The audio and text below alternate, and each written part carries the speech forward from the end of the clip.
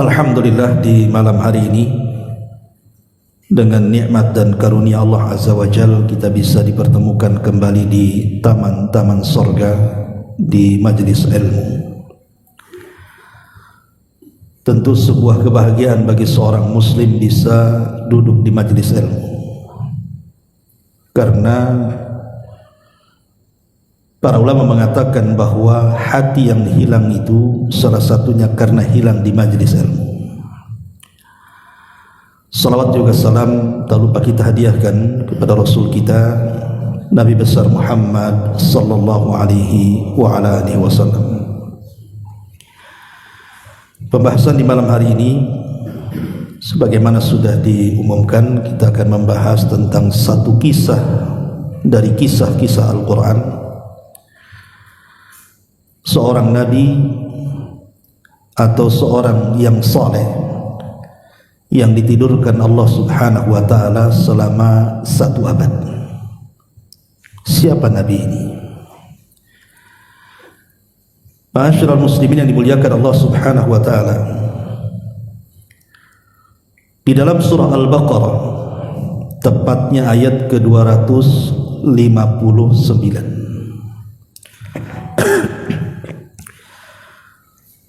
Allah Subhanahu wa taala berfirman, "Au kalladzi marra 'ala qaryatin wa hiya khawiyatun 'ala urushiha. Qala anna yuhyi hadhihi Allahu ba'da mautiha. Fa amatahu Allahu mi'ata 'amin thumma ba'atha. Qala kam labista? Qala labistu yawman aw ba'da yawm. Qala bal labista mi'ata 'amin fanzur ila ta'amika wa syarabika lam yatasanna. Wanzur ila himarika walinaj'alaka ayatan linnas. Wanzur ila al-idhami kayfa nansuzuha thumma naqsuha lahma. Falamma tabayyana lahu qala a'lamu anna Allah ala kulli syai'in qadir. Yang artinya, apakah kamu tidak memperhatikan wahai Muhammad, orang yang melalui satu negeri yang temboknya roboh sampai ke para-parapnya. Lalu dia berkata, bagaimana Allah menghidupkan kembali negeri yang sudah hancur lebur ini. Maka Allah tiba-tiba mewafatkan orang ini selama 1 abad, 100 tahun. Kemudian menghidupkannya kembali. Setelah hidup, Allah bertanya kepadanya, berapa lama kamu tinggal di tempat ini? Maka ia menjawab, saya tinggal di sini sehari atau boleh mungkin setengah hari saja. Maka Allah berfirman, sebenarnya kamu telah tinggal di sini 100 tahun lamanya. Lihatlah kepada makanan dan minumanmu yang belum lagi berubah, tapi lihat pula kepada keledaimu yang telah menjadi tulang belulang. Kami akan menjadikan kamu tanda kekuasaan kami bagi manusia. Dan lihatlah kepada tulang belulang keledai itu, kemudian kami akan menyusunnya kembali, kemudian kami membalut dengan dagingnya kembali. Maka tatkala telah nyata kepadanya bagaimana Allah menghidupkan keledai itu, dia pun berkata, saya yakin bahwa Allah Maha Kuasa atas segala sesuatu. Inilah dasar kisah yang kita akan kisahkan. Kisah seorang nabi yang diwafatkan 1 abad oleh Allah Subhanahu wa taala. Siapa nabi ini? Dan siapa yang berjalan kepada negeri yang hancur lebur itu? Dan negeri apa yang hancur lebur itu? Sebagian ulama tafsir mengatakan bahwa yang dimaksud dalam ayat ini adalah Nabi Khidir. Sebagian ulama tafsir mengatakan bahwa ayat ini menceritakan tentang Nabi Uzair, dan sebagian yang lain mengatakan bahwa ini kisah tentang salah satu dari Bani Israel yang tidak disebutkan namanya. Tapi pendapat jumhur ahli tafsir bahwa ayat ini mengkisahkan tentang kisah Nabi Uzair, bukan Khidir. Jadi kisah yang kita akan kisahkan di sini adalah kisah Nabi Allah Uzair alaihi salam. Ma'asyiral muslimin yang dimuliakan Allah Azza wa Jalla, Nabi Uzair ini dibincangkan bukan oleh kita kaum muslimin saja, tapi juga dibincangkan oleh kalangan ahli kitab, karena kisahnya itu tertera juga dalam Injil dan Taurat. Tapi masalahnya lain kitab lain kisah pula. Jadi orang-orang Yahudi kisahnya beda, Nasrani kisahnya beda, Quran pula beda lain. Tapi kita akan kisahkan satu-satu bagaimana versi Yahudi, versi Nasrani dan versi Islam. Adapun versi Yahudi, Yahudi itu sangat mengagungkan Nabi Allah Uzair sampai kepada tingkat menuhankan Uzair. Makanya di zaman Nabi SAW ada seorang sahabat namanya Abdullah ibnu Salam, satu tokoh yang masuk Islam di mana seluruh tokoh Yahudi mengingkari Islam kala itu. Jadi Abdullah ibn Salam ini satu-satunya tokoh Yahudi yang masuk Islam. Jadi ketika Abdullah ibn Salam ditanya soal kedudukan Nabi Allah Uzair di tengah-tengah orang Yahudi, maka Abdullah ibn Salam kemudian menjelaskan siapa Uzair, dan dia mengatakan orang-orang Yahudi menganggap Uzair itu adalah ibnullah, anak daripada Allah, sama dengan orang Nasrani mengatakan Isa itu anak Allah. Kemudian Rasul bertanya kepada Abdullah ibn Salam, kenapa orang-orang Yahudi sampai menuhankan Uzair dan mengatakan ibnullah, sampai turun surah At-Taubah yang mengatakan wa qalatil yahud Uzair ibnullah wa qalatin nasara al-masih ibnullah dzalika qauluhum bi afwahihim yudhahiuna qaulal ladzina kafaru qatalahumullahu anna yufakun. Berkata orang Yahudi Uzair itu putra Allah, berkata orang Nasrani Al-Masih itu putra Allah. Ucapan keduanya persis seperti ucapan orang-orang musyrik yang mengatakan malaikat-malaikat itu putri-putri Allah. Jadi Abdullah ibn Salam menjelaskan kenapa orang Yahudi sampai menuhankan Uzair. Karena orang Yahudi mereka mengkultuskan Uzair itu karena Uzair hafal Taurat, sementara Nabi Musa tidak hafal. Jadi Nabi Musa itu kalau ngajar Taurat itu masih pegang papan, pegang kitab bahasa kitanya. Tapi kalau Uzair ngajar Taurat itu tanpa kitab, memang sudah hafal di kepalanya. Kalau dia bukan anak Allah, anak siapa? Musa saja yang Taurat diturunkan kepadanya dah hafal, sementara dia hafal. Lah kata Abdullah ibn Salam, maka sejak itulah orang-orang Yahudi menuhankan Uzair dan mengatakan Uzair itu putra Allah. Adapun kisahnya menurut versi Yahudi ya, jadi ketika Baitul Maqdis itu dijajah dan diserang dan dihancur leburkan oleh seorang raja penguasa dunia yang zalim, namanya Bukhtun Nasr. Ulama tafsir mengatakan ada 4 raja yang pernah menguasai dunia. Ingat, menguasai dunia itu maksudnya kekuasaannya luas sekali. Lain Fir'aun, Fir'aun kan Mesir saja. Yang 2 mukmin dan 2 kafir. Adapun yang mukmin pertama Raja Sulaiman, Nabi Allah Sulaiman alaihi salam, dan yang kedua Dzulqarnain yang disebutkan dalam surah Al-Kahfi. Adapun yang kafir pertama Namrud, musuh Nabi Ibrahim alaihi salam, dan yang kedua Bukhtun Nasr. Lah yang kita kisahkan itu Bukhtun Nasr ini. Bukhtun Nasr ini raja zalim. Dia penguasa Babylon, Irak. Ya, jadi kekuasaannya kemana-mana. Sampai satu hari Dia menjajah Palestina dan menghancurkan Baitul Maqdis sehancur-hancurnya. Dan ini al-jaza min jinsil amal, ya. Balasan itu disesuaikan dengan amalannya. Karena ketika itu peristiwanya adalah ketika Bani Israel, orang-orang Yahudi yang ada di Palestina itu, mereka membunuh Nabi Allah Yahya dengan dipenggal kepalanya, kemudian diserahkan sebagai mahar wanita pelacur. Kemudian disusul membunuh ayahnya Zakaria.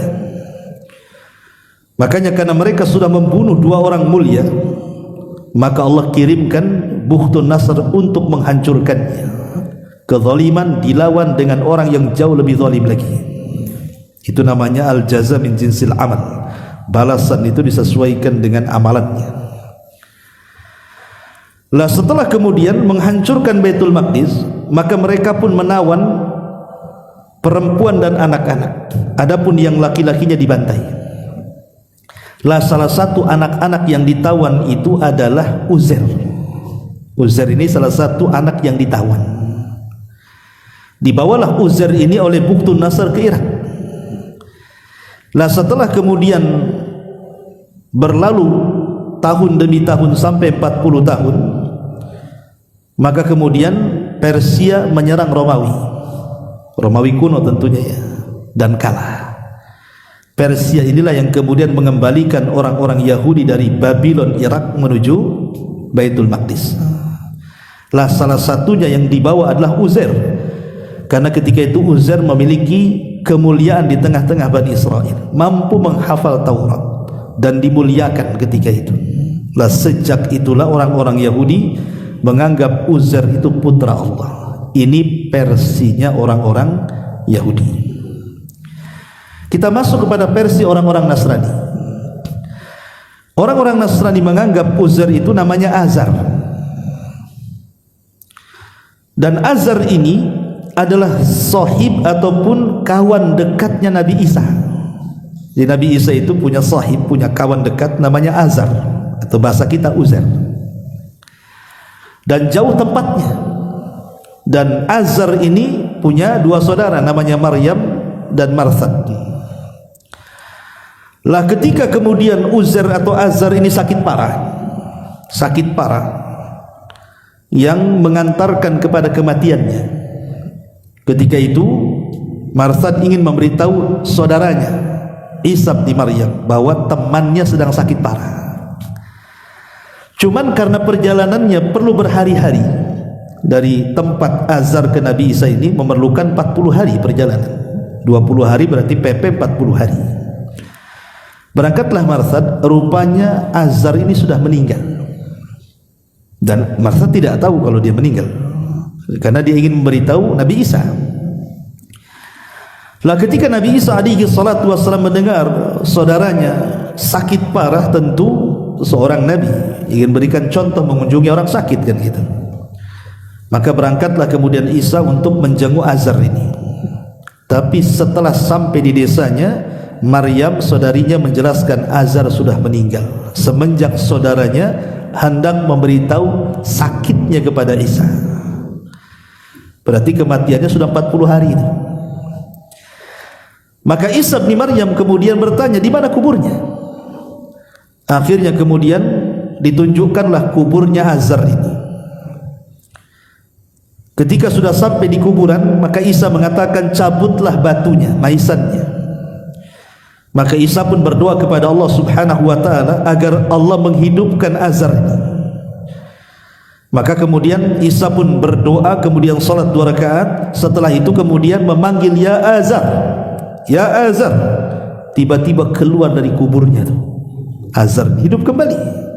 Dan ini salah satu mukjizat Isa ibnu Maryam, mampu menghidupkan orang mati. Karena mukjizat para nabi itu kan rata-rata disesuaikan dengan kebiasaan kaumnya. Seperti di zaman Nabi Musa kan rata-rata kaumnya itu cenderung mempelajari sihir. Jadi banyak madrasah-madrasah sihir di zaman Nabi Musa. Makanya mukjizatnya pun menyerupai sihir Nabi Musa. Tongkat jadi ular, kan itu ya. Tongkat bisa membelah lautan, tongkat bisa memukul air keluar air, dan begitu seterusnya, ya. Lah di zaman Nabi Isa ini kebetulan rata-rata kaumnya itu di atas puncak orang-orang mempelajari perobatan. Jadi banyak ditemukan herbal-herbal bahasa kitanya ya, mengobati berbagai macam penyakit. Maka Isa pun kurang lebih diberikan mukjizat yang persis dengan kaumnya, mampu menyembuhkan orang buta, mampu menyembuhkan penyakit lepra ya. Tapi bukan hanya seperti itu saja. Kalau Nabi Isa tentu harus dilebihkan dari kaumnya. Orang mati pun bisa dihidupkan. Berarti kan bukan ilmu perobatan, ini sudah mukjizat maksudnya. Lah salah satu mukjizatnya ditampakkan ketika menghidupkan Uzair ini. Ini kisah versi Nasrani. Tapi kisah versi Islam tentu kita tidak akan mengambil dua versi ini, karena kita sudah ada Quran.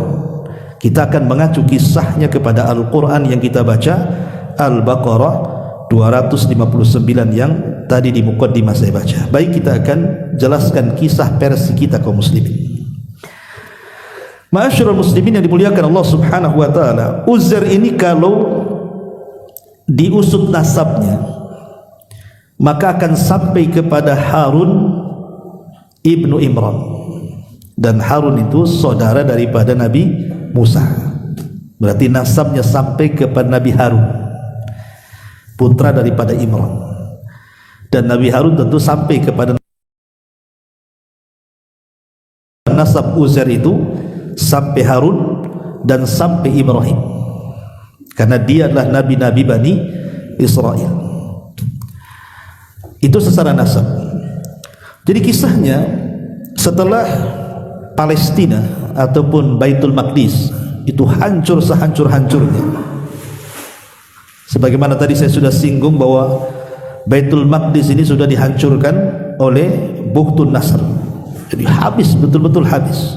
Tidak ada satupun bangunan yang berdiri kecuali roboh dan rata dengan tanah, dan tidak ada manusia, karena semua sudah digiring ke Babil, ke Irak. Sementara yang laki-lakinya sebagian dibantai dan sebagian akhirnya melarikan diri meminta suaka ke negeri-negeri yang lain.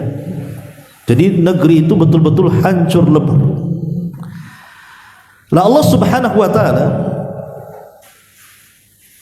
mengutus Uzair untuk berjalan ke negeri itu. Tentu maksudnya ada hikmah di dalamnya. Kenapa Allah sampai mengutus Uzair untuk sampai di negeri itu? Berjalanlah Uzair dengan keledainya dan membawa beberapa makanan dan minuman yang ia bawa sebagai bekalnya. Jadi ketika sampai di negeri itu, Uzair ini kaget, karena sebelumnya negeri Baitul Maqdis atau Palestina itu memang negeri yang ramai, di mana negeri itu memang pusat perdagangan. Maka di zaman Nabi SAW Rasul mengadakan 2 safar untuk berdagang kan? Pertama ke Yaman, yang kedua ke Palestina. Memang itu pusat daripada ekonomi di zaman itu. Lah tiba-tiba negeri yang ramai, negeri yang sangat maju, tiba-tiba menjadi mati dan bangunannya roboh semuanya, dan tidak ada manusia kecuali hanya hewan buas saja berlalu lalang di situ. Jadi Uzair ini terduduklah di situ. Kemudian dia pun mengatakan, anna yuhyi hadihillahu ba'da mautiha. Mungkinkah Allah menghidupkan kembali kota yang hancur ini? Tentu maksud Uzair mengatakan seperti ini bukan ragu-ragu akan kekuasaan Allah, tidak. Ibaratnya umpamanya kita lihat sekarang Palestina. Kita lihat Palestina kan, yang tadinya bangunan di mana-mana, keramaian di mana-mana, tiba-tiba dibombardir Zionis Yahudi, kemudian hancur lebus bangunannya. Kalau kita melihat, mungkinkah Allah bisa mengembalikan? Itu bukan ucapan menolak kekuasaan Allah, tidak. Mungkin enggak Allah mengembalikan Palestina seperti yang dulu kala, gitu maksudnya. Lah Uzair itu memandang seperti itu. Maka karena ketika itu memang siang hari, terik matahari yang luar biasa, Uzair kepanasan kepalanya, maka dia mencari tempat berlindung, entah sebuah gua atau mungkin di bawah pohon. Lah ketika kemudian dia kecapean dan kepanasan, dia pun bersandar di situ. Tanpa terasa tiba-tiba mengantuk, kemudian tertidur. Saat tidur itulah datang malaikat Israel. Tentu malaikat Israel ini penamaan Israiliyat ya, karena dalam Islam tidak ada malaikat namanya Israil. Dalam Islam itu Quran dan hadis hanya menyebutkan malakul maut, malaikat pencabut nyawa. Adapun kalimat Israil ini datang dari istilah ahli kitab. Jadi datanglah Israil atau malakul maut dan mencabut ruhnya, kemudian membiarkan selama 1 abad. Di sini terjadi mukjizat. Bayangkan jasad yang ditinggal ruhnya tidak hancur. Padahal kalau kita melihat ada orang mati saja, jangan cerita 1 abad, ya kan? 40 hari saja kita biarkan sudah membusuk tuh. Sudah membusuk. Mungkin sudah banyak ulat dari mana-mana. Tapi bagaimana Allah Subhanahu wa taala memberikan mukjizat kepada Uzair, padahal dimatikan oleh Allah Azza wa Jalla, dicabut ruhnya selama 1 abad, tapi jasadnya dijaga oleh Allah. Luar biasa ini kan. Bayangkan 100 tahun jasadnya tanpa ruh dijaga oleh Allah. Makanya ada menjadi perselisihan para ulama, apakah Uzair itu nabi ataukah orang soleh? Karena Nabi SAW ditanya kan tentang soal Uzair itu, apakah dia nabi atau tidak? Maka Nabi SAW menjawab, adapun Tuba, apakah dia orang terlaknat atau tidak, saya tidak tahu. Adapun Uzair, apakah dia seorang nabi atau tidak, aku tidak tahu. Rasul tawakuf, tidak menyebutkan dia nabi, tidak menyebutkan dia orang soleh. Tapi orang Yahudi mengklaim dia adalah nabi. Tapi pendapat yang kuat wallahu alam bagi kita kaum muslimin, menurut para ulama salaf, dia bukan nabi, tapi dia adalah rajulun soleh, orang soleh dari orang-orang soleh Bani Israel. Bagi yang mengatakan dia nabi, ini mukjizatnya. Buktinya mukjizatnya dia diwafatkan 100 abad, jasadnya tidak ada yang berubah sama sekali. Kalau ini bukan mukjizat, apa namanya? Makanya kemudian dikatakan dia seorang nabi. Tapi kalau dia mengatakan bahwa dia seorang soleh, ya keanehan itu bukan dalam bentuk mukjizat saja, karomah juga keanehan. Boleh jadi ini salah satu karomahnya, ya, karena keanehan itu kan macam-macam ya. Ada namanya mukjizat, ada namanya irhasat, ada namanya karomah, ada namanya maunah, ada namanya sihir. Itu keanehan-keanehan ya. Kalau mukjizat dan irhasat itu khusus para nabi. Irhasat itu keanehan sebelum diangkat jadi nabi. Keanehan setelah diangkat jadi nabi disebut mukjizat namanya. Kemudian karomah itu keanehan bagi para wali, orang-orang soleh. Kemudian maunah, pertolongan, itu tidak mesti wali. Mungkin orang baik tiba-tiba ditolong oleh Allah. Umpamanya Anda ke hutan, tiba-tiba ada harimau, pusing ini kan, naik ke pohon, kemudian harimaunya meninggalkan kita, itu kan pertolongan juga tuh. Itu disebut maunah, tidak mesti wali kan itu. Nah, kemudian ada juga ihanah.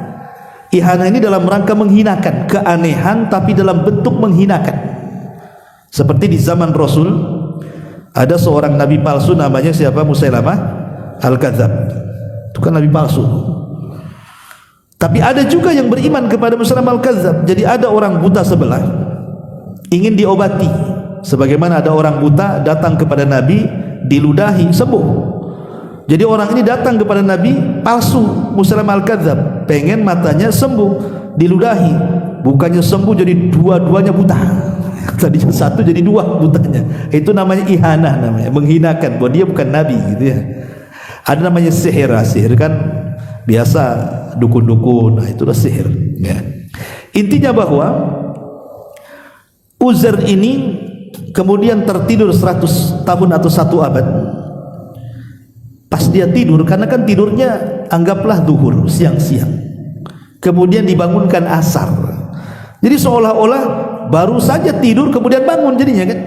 Uzair ini ketika bangun rasanya belum lama, sehingga malaikat yang memasukkan ruhnya ini kemudian bertanya kepada Uzair ini, utusan Allah Subhanahu wa taala.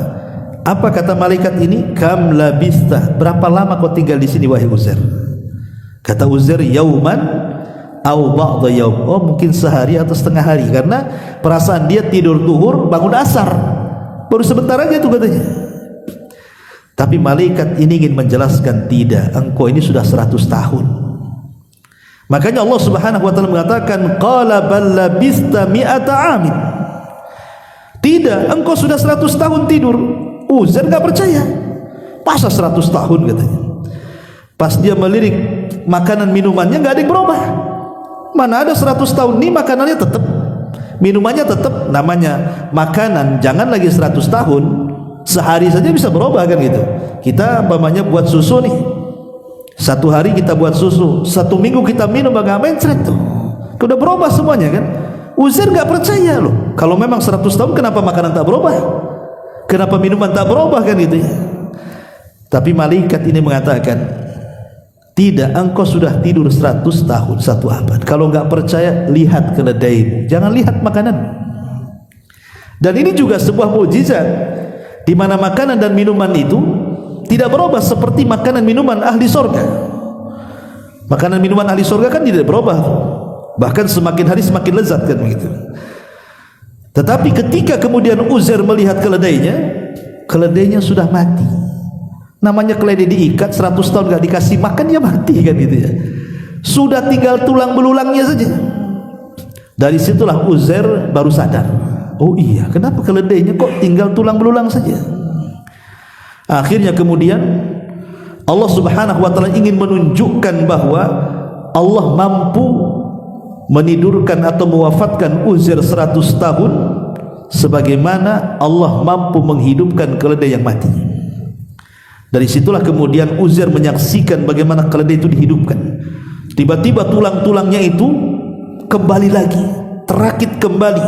Setelah terakit semuanya menjadi bentuk keledai, entah dari mana daging keledai itu datang, tiba-tiba nempel lagi. Semuanya disaksikan oleh Uzair. Ketika kemudian semua badannya sudah melekat di tulang belulangnya, Allah tiupkan ruh. Saat ditiupkan ruh, keledai pun melengking seolah-olah kiamat mau datang. Dari situlah Uzair baru yakin kalau dia sudah diwafatkan 100 tahun karena melihat keledai itu dihidupkan. Dia baru yakin. Makanya kemudian di ujung ayat Allah Subhanahu wa taala mengatakan, kata Uzair apa? A'lamu annallaha ala kulli syai'in qadir. Oh, sekarang saya tahu Allah itu maha mampu atas segala sesuatu. Ma'asyiral muslimin yang dimuliakan Allah Azza wa Jalla. Setelah itu kemudian Uzair pun melihat kota yang tadinya hancur. Tiba-tiba kota itu sudah hidup lagi. Sudah banyak penghuninya. Sudah mulai banyak orang, sudah ada yang transaksi jual beli. Sudah ramai di mana-mana. Kaget, tadi baru lihat kota itu hancur, setelah bangun dari tidur kok kota itu hidup lagi gitu kan? Kan aneh jadinya. Akhirnya disitulah Uzair yakin bahwa Allah mampu menghidupkan apa yang dia sangkakan, bagaimana Allah bisa menghidupkan. Rupanya betul Allah bisa menghidupkan. Setelah itu kemudian Uzair pun pulang. Setelah pulang, bayangkan Allah ketika itu menidurkan Uzair sampai di usia dia 40 tahun. Dan di usia 40 tahun itu adalah usia di mana Nabi SAW diangkat menjadi Nabi kan. Maka Uzair pun sama.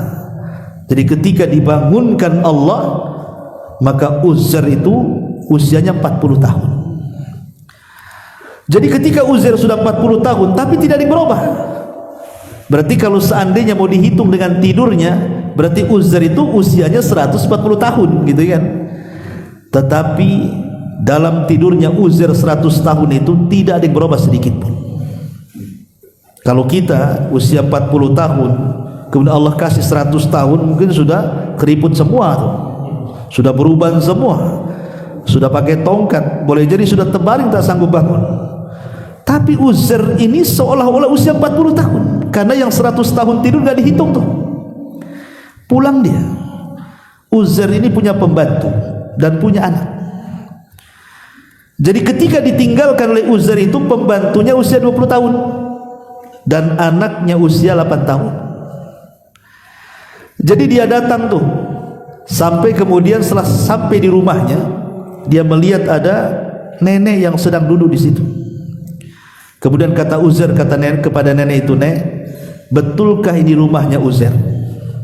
Kata nenek itu, "Mana ada, Uzair sudah mati 100 tahun," katanya. Tak ada Uzair lagi di sini kata. Gitu. Kata Uzair, saya Uzair nek katanya. Enggak mungkin. Enggak ada Uzair. Uzair sudah hilang 100 tahun katanya. Nenek ini buta.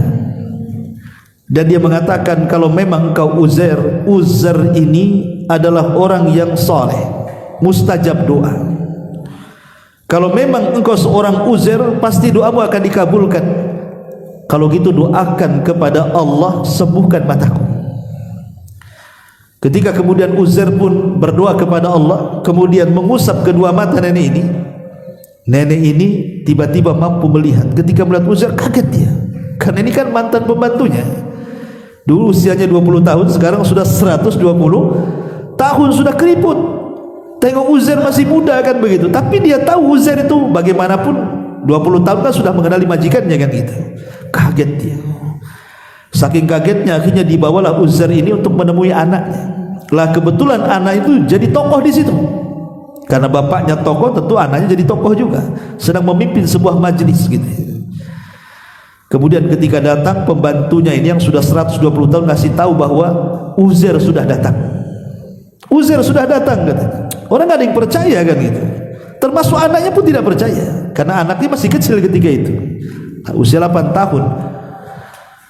Ketika kemudian anaknya berhadapan dengan ayahnya dan ayahnya meyakinkan dia ayahnya, tidak percaya pun kata anaknya, kalau engkau bapakku, bapakku itu punya tanda di antara dua bahunya. Sama Nabi itu kan punya tanda juga di antara dua bahu. Maka ketika kemudian tanda itu diperlihatkan kepada anaknya, baru anaknya tahu itu bapaknya. Padahal anaknya sudah 108 tahun tuh. udah peot anaknya. Uzair masih 40 tahun. Jadi kalau pertanyaan itu, siapa Nabi yang anaknya lebih tua daripada bapaknya? Ah, inilah jawabannya. Uzair ini. Ya, anaknya 108 tahun udah kayak apa tuh? Bapaknya masih usia 40 tahun, yang 100 gak dihitung tuh. Lah sejak itulah kemudian Uzair pun duduk di tengah-tengah Bani Israel. Lah ketika penyerangan Bukhtun Nasr ke Palestina dan menghancurkan Baitul Maqdis, papan Taurat kan hilang. Hilang terkubur entah di mana. Tidak ada yang tahu papan Taurat itu ada di mana. Sehingga sebagian mereka mengatakan, ya Uzair, ajarkan kepada kami Taurat, karena mereka sudah mulai menyimpang jauh dari kitab mereka. Maka dari situlah kemudian Uzair pun berdoa kepada Allah Subhanahu wa taala agar diberikan ilmu tentang Taurat. Maka Allah ilhamkan kepada Uzair pengetahuan tentang Taurat. Bahkan dia hafal Taurat. Subhanallah. Maka dari situlah kemudian dia pun membuka majlis Taurat dari hafalannya. Jadi hafalannya dia keluarkan. Lah sejak itulah orang-orang Yahudi mengkultuskan Uzair dan menganggap Uzair itu putra Allah, karena menganggap Uzair itu hafal Taurat. Ma'asyiral muslimin yang dimuliakan Allah Azza wa Jalla, inilah diantara kisah singkat daripada Uzair ataupun Nabi yang ditidurkan satu abad. Apa hikmah yang kita akan pelajari dari kisah Uzair ini? Ma'asyiral muslimin yang dimuliakan Allah Subhanahu wa taala, peristiwa Allah menghidupkan orang yang sudah mati ini bukan hanya kisah Uzair saja. Bahkan dalam surah Al-Baqarah itu ada beberapa kisah. Contohnya adalah kisah Nabi Samuel. Jadi ada seorang nabi dari nabi-nabi Bani Israel namanya Nabi Samuel. Nabi Samuel ini satu hari dia berjalan di sebuah lembah. Rupanya sampai di lembah itu dia lihat bangkai di mana-mana, ribuan orang mati semua, nggak ada satu pun yang hidup. Jadi Nabi Samuel ini terduduk, kenapa kaumku mati semua? Ditinggalkan beberapa waktu kemudian mati semua. Rupanya kisahnya begini. Jadi di tempat itu terjadi wabah taun. Ingat, taun itu bagi umat dulu azab, tapi bagi umat Islam menjadi rahmat. Karena siapa yang mati kena taun mati syahid. Tapi kalau umat dulu terkena taun berarti kena azab Allah. Jadi ketika turun taun, maka banyak yang mati itu Bani Israel itu. Lah sebagian orang-orang yang selamat, mereka naik ke atas gunung. Setelah kemudian wabah tahun hilang, mereka turun lagi. Dikiranya nggak ada lagi wabah, rupanya datang wabah kedua kalinya. Akhirnya membunuh banyak orang lagi. Lah yang selamat ini, akhirnya mereka keluar lagi, lari ke lembah-lembah. Tiba-tiba ketika sampai di lembah, mereka dihadang oleh malakul maut. Kemudian mereka pun diwafatkan Allah. Tidak mati karena taun, mati pula berhadapan dengan malakul maut. Itu namanya apa? Al-qadaru la yamna'ul qadar. Al-hadaru la yamna'ul qadar. Menghindar dari kematian bukan berarti selamat dari takdir kematian. Itu maksudnya. Ini kan orang ini kan menghindar kematian tuh, tapi tidak selamat juga dari kematian. Kayak kemarin lah di zaman corona gitu, ada orang mati karena corona, tapi ada juga tidak terkena corona, ketabrak mobil, mati juga dia. Nah, gitu maksudnya. Jadi yang di lembah-lembah ini mati semua. Lah Nabi Sumair itu datang di situ. Dia melihat nggak ada satupun yang hidup, baik yang di desa yang kena taun ataupun yang di lembah-lembah. Dari situ dia kesian, maka berdoa kepada Allah Subhanahu wa taala agar Allah menghidupkan mereka. Dari sini turun ayat dalam Al-Qur'an itu, au kalladzi kharaju min diyarihim wa hum ulufun hadarul maut, kan gitu. Dan ataukah seperti orang-orang yang mereka keluar dan mereka jumlahnya banyak sekali, mereka menghindar dari kematian, tapi rupanya mereka terjerumus kepada kematian.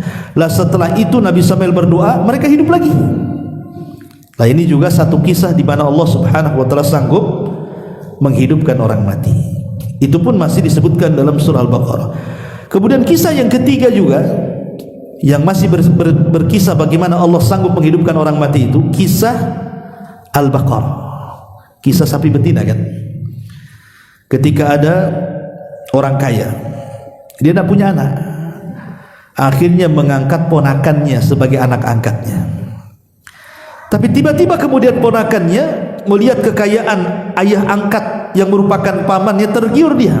Ini kalau paman saya mati berarti saya kaya nanti, katanya. Tapi dia tergesa-gesa.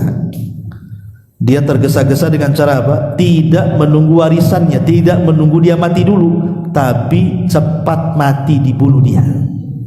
Dan dalam Islam, orang yang mengejar waris dengan cara membunuh orang yang berikan warisan justru tidak mendapatkan waris. Itu hukum Islam. Ya, kalau kita membunuh orang tua karena mengejar warisan, justru tidak dapat waris. Karena dalam kaidah mengatakan man ajjala syai'an qabla awanih uqiba bihirmani. Siapa yang tergesa-gesa ingin mendapatkan sesuatu, justru dia tidak akan mendapatkan sesuatu itu. Contoh pamannya nih, ada perempuan baru ditalak satu, belum habis masa idahnya. Kita suka dengan perempuan itu, sambil bernyanyi, kutunggu jandam, ya. Tapi belum habis masa idahnya. Ini kalau nggak cepat dilamar bisa diambil tetangga sebelah nih, katanya. Akhirnya dia pun cepat-cepat melamar padahal belum habis masa idah. Maka dalam Islam, orang yang melamar wanita yang diceraikan dan belum habis masa idahnya, kalau dia menikah justru tidak sah dan diharamkan sampai kiamat. Kenapa? Karena tergesa-gesa, belum waktunya udah dinikahi. Itu maksudnya. Lah sama juga dengan orang yang ingin mendapatkan warisan, kemudian kita bunuh tuh bapaknya gitu ya, maka justru tidak akan mendapatkan warisan sampai kiamat, karena tergesa-gesa ingin mendapatkannya. Lah kisah Baqarah ini sama gitu. Yang lebih celakanya lagi, dia sudah ingin mendapatkan harta warisan, dia buang pula ayah angkatnya ke kabilah orang lain. Untuk apa? Tujuannya jahat. Kenapa? Dia ingin menuduh kabilah sebelah yang membunuhnya. Kalau itu terbukti, berarti dia dapat diat kan, 100 ekor unta. Dapat warisan, dapat 100 ekor unta. Itu jahatnya. Akhirnya kemudian kabilah yang dituduh dia membunuh pamannya nggak terima, karena kami tidak membunuh, kami hanya mendapatkan bangkai begitu saja, jasad begitu saja. Sementara nih ponakannya ini yang membunuh, mengajak kabilahnya dan mengatakan kabilah itu yang membunuh anak bapak angkat saya. Hampir peranglah dua kabilah ini. Tetapi kemudian orang-orang berakal, mereka mengatakan, lah ngapain kita bertengkar? Bukankah di tengah-tengah kita Nabi Musa? Cobalah kita datang Nabi Musa. Maka mereka mengatakan, ya Nabi Musa, berdoalah kepada Allah, tunjukkan siapa yang membunuh orang ini. Maka Musa pun berdoa kepada Allah. Setelah itu Allah perintahkan supaya mereka menyembelih seekor sapi betina. Kalau ketika itu mereka sembelih, selesai sebenarnya. Banyak tanya pula lah Bani Israel ini, sapinya kayak apa? Ya, tua atau muda katanya. Kata Nabi Musa, tak tua tak muda. Gak cukup sampai di sini. Warnanya kayak apa? Mulai bertanya warna. Akhirnya Musa mengatakan warnanya safrah kuning, gak boleh ada warna lain. Dan kalau ada orang lihat langsung suka. Padahal tidak semua orang suka binatang kan gitu. Sampai di sini tidak. Bertanya lagi soal sapinya apa dipekerjakan atau tidak katanya. Akhirnya Musa mengatakan tidak, sapinya harus sapi liar. Makin susah tuh akhirnya kan. Makanya Quran mengatakan sampai-sampai mereka tidak sanggup untuk melakukannya, karena susah sapi keretanya kayak gini nih. Tapi bukan tidak ada sapinya, ada sapinya. Masalahnya sapi ini yang punya anak yatim. Kemudian malaikat datang kepada anak yatim ini, nak, sapimu dicari satu kampung Bani Israel. Kalau mereka hendak menawar sapimu, jangan kau kasih, kecuali harganya jualah dengan seberat sapimu emas. Ya boleh, kalau emasnya seberat sapi, kau kasih sapimu katanya. Bayangkan, ketika mereka datang kepada anak yatim itu mengatakan, berapa sapinya? Seberat sapiku emas katanya. Bingung mereka, mau tidak mau harus dibeli. Kenapa? Karena mereka sudah datang kepada Nabi Musa. Kalau sampai tidak dibeli sapi itu dan tidak menyembelih, mereka bisa diazab. Terpaksalah mereka mengumpulkan emas kan, karena harus dibeli, kalau tidak kena azab mereka. Kayalah anak yatim ini. Baru setelah disembelih sapi itu dipukulkan, barulah kemudian orang mati ini hidup sesaat dan mengatakan, ketika ditanya oleh Nabi Musa, man qatalaka, siapa yang membunuhmu? Maka dia mengatakan fulan ibn fulan, sampai menunjuk ponakannya, ini kata yang bunuh. Itu kan, habis itu mati lagi. Ya, cuman ngasih tahu saja pembunuhnya. Tapi kan di sini Allah sanggup menghidupkan orang mati. Ini juga dikisahkan dalam surah Al-Baqarah juga kan. Ibrahim bertanya kepada soal kebangkitan, maka Allah Subhanahu wa taala mencontohkan kepada Nabi Ibrahim, ambillah beberapa ekor burung, kau potong-potong tuh, ya, kepalanya kau taruh di gunung sini, sayapnya kau taruh di gunung sana, kakinya kau taruh di gunung mana lagi. Kemudian setelah itu kau panggil tuh burung tuh katanya. Maka 4 burung itu dipotong-potong, dicaca-caca itu, dimutilasi sampai kecil-kecil, kemudian ditaruh di mana-mana. Kemudian kata Allah kepada Nabi Ibrahim, panggillah burung-burung itu. Setelah dipanggil, dari mana-mana datang burung itu, tiba-tiba menyatu dan menjadi burung hidup kembali. Itu menunjukkan apa? Allah itu sanggup menghidupkan. Sebenarnya kisah Uzair ini, kalau kita mengambil faedahnya adalah, ini bantahan kepada orang-orang musyrik. Karena kita tahu bahwa surah Al-Baqarah ini surah Madani, ya, surah Madaniyah, turun yang pertama kali hijrah Nabi ke Madinah itu, yang pertama kali turun surat Al-Baqarah. Al-Baqarah itu surat pertama turun di kota Madinah. Dan kita tahu bahwa banyak di zaman itu, terutama musyrik Arab, yang mengingkari tentang kebangkitan setelah kematian. Maka Allah Subhanahu wa taala kisahkan Uzair. Allah sanggup menghidupkan orang mati. Nabi Uzair ini. Makanya dahulu di zaman Nabi SAW ada orang musyrik namanya Amr ibn As, Al-As ibn Wa'il As-Sahmi. Al-As ibn Wa'il ini ayahanda daripada Amr ibn As, dan dia orang yang paling memusuhi Nabi. Al-As ibn Wa'il As-Sahmi ini salah satunya dengan sebab perkataan beliau turun surah Al-Kautsar. Karena Al-As ibn Wa'il As-Sahmi ini Dia mengatakan kepada Rasul ketika Ibrahim putra beliau meninggal, dia mengatakan apa? Abtara Muhammad. Muhammad sudah terputus nasabnya, karena nasab itu kan dari jalur laki-laki. Ketika anak Rasul yang laki-laki meninggal semuanya, berarti tidak ada penerusnya kan? Maka diejek oleh Al-As ibn Wa'il As-Sahmi itu. Biarkan Muhammad itu, gak usah dibicarakan. Anaknya laki-laki sudah mati semua, nggak ada lagi penerus dia itu. Kalau dia mati selesai katanya. Maka Rasul sedih. Di hari wafat putranya tiba-tiba dibicarakan seperti itu. Maka Allah Subhanahu wa taala hibur hati Rasul, turunlah surah Al-Kautsar. Inna a'tayna kal kautsar fashalli li rabbika wanhar inna syani'aka huwal abtar. Inna syani'aka huwal abtar. Yang membencimu ya Muhammad, yang mencacimu ya Muhammad, mereka lah yang abtar, mereka lah yang terputus. Kenapa? Maksudnya apa? Karena engkau ya Muhammad bukan bapak bagi anak-anakmu, tapi engkau bapak bagi umatmu.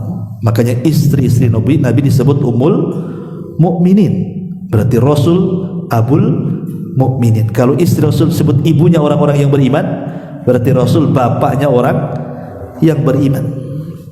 Dan lihat orang-orang yang mencaci maki Rasul, yang mengatakan Rasul tidak akan disebut, rupanya mereka yang tidak disebut hari ini. Tapi Rasul namanya disebut di seantero dunia. Azan nyebut nama dia, qomat nyebut nama dia, waktu sholat nyebut nama dia, waktu sholawat nyebut nama dia, punya anak juga kita kasih nama dia. Orang mu'alaf masuk Islam, Michael jadi Muhammad Michael. Artinya semua disebut-sebut. Lah Al-As ibn Wa'il As-Sahmi ini satu hari dia mengambil tulang belulang dari kuburan. Dia ambil tulang-tulang yang sudah jadi tulang itu, dan sebagian sudah jadi abu, sudah jadi debu. Datang menghadap Nabi SAW dan mengatakan, ya Muhammad, mungkinkah tulang ini akan dibangkitkan kembali, katanya. Dia mengatakan, mungkinkah tulang-tulang ini dibangkitkan kembali Muhammad? Sambil ngejek dia. Maka Nabi SAW mengatakan, na'am, iya, dan engkau akan dimasukkan ke dalam jahannam, katanya. Terus mengatakan, iya, dan engkau akan dimasukkan ke dalam jahannam. Artinya Nabi SAW ingin memberikan kepada orang-orang kafir Quraisy itu penjelasan bahwa Allah itu sanggup menghidupkan orang yang sudah mati, dengan dikisahkan kisah-kisah tadi itu. Dan secara logika kan juga demikian di banyak Al-Quran. Contoh pemanya Allah Subhanahu wa ta'ala mengatakan, afara'aitu ma tahrusun, pernahkah kau lihat benih-benih yang kau taburkan itu? Kalau Allah mengatakan, a antum tazrauna am nahnu zariun, engkau yang menumbuhkannya atau kami yang menyembuhkan, kata Allah. Kita lihat, kita taruh mamanya ada kebun, kemudian kita taruh itu benih-benih itu, entah kacang, entah apa kan itu, kemudian kita siram, tiba-tiba beberapa hari setelahnya tumbuhlah tuh. Pertanyaannya, siapa yang menumbuhkan? Kan Allah yang menumbuhkan. Makanya Allah mengatakan, a antum tazra'unahu am nahnu zari'un law nasha laja'alnahu khutaman. Sekiranya kami berkehendak, tentu kami akan hancurkan, tapi kami berkehendak dia tumbuh pula. Kalau Allah sanggup menumbuhkan tumbuh-tumbuhan di sekitar kita, tidak mustahil bagi Allah. Allah mampu menghidupkan setelah kematian kita. Bahkan Allah mengembalikan setelah kematian kita lebih mudah dibandingkan penciptaan pertama kali. Lah dari sinilah kemudian Allah ingin menyebutkan di akhir ayat dari surah Al-Baqarah yang kita kaji ini, a'lamu annallaha ala kulli syai'in qadir. Allah itu atas segala sesuatu maha mampu. Itu intinya. Intinya kisah Uzair ini ingin mengajarkan kemahakuasaan Allah dalam segala sesuatu. Wallahu a'lam bishawab. Ini diantara kisah Nabiullah Uzair alaihi salam